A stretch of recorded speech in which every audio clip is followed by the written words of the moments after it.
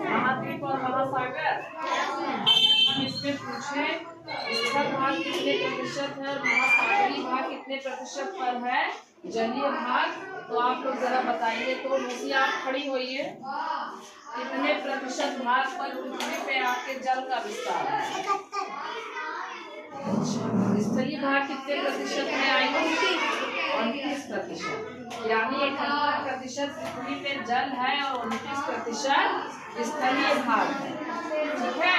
इसी तरीके से अगर हम आपसे पूछे सातों महाद्वीप का नाम आप जानती हैं? जरा बताइए कौन सी?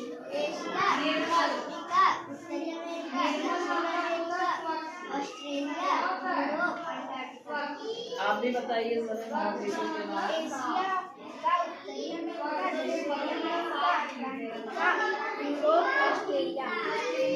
देखिए, क्रम से बताने का मतलब क्षेत्रफल के अनुसार इनका क्रम लगाया गया है।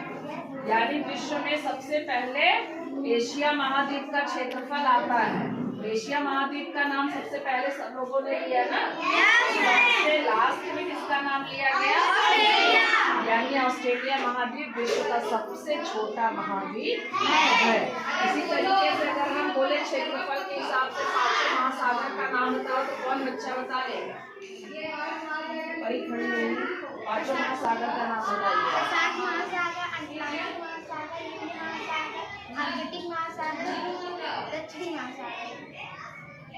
सारे नाम सुन लिए आप लोगों ने? सबसे बड़ा प्रशांत महासागर और सबसे छोटा पांचों महासागर में दक्षिणी महासागर। ठीक है। अब हम लोग महाद्वीप और महासागर से भली भांति परिचित हो गए और विश्व में भारत की स्थिति को भी समझ गए। ठीक है। एशिया महाद्वीप में आपका भारत देश विस्तारित है और उसका क्षेत्रफल के हिसाब से पूरे विश्व में कितना क्षेत्रफल है आप लोग वो भी अनुसार के हिसाब से समझ जाए। अनुमान लगा लेंगे ना, अब तो अनुमान समझ में आ जाएगा ना।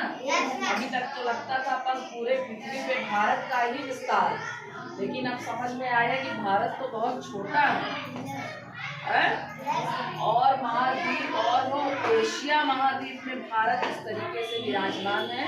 इसीलिए आप लोग के इस पाठ का नाम लिखा गया है विश्व में भारत।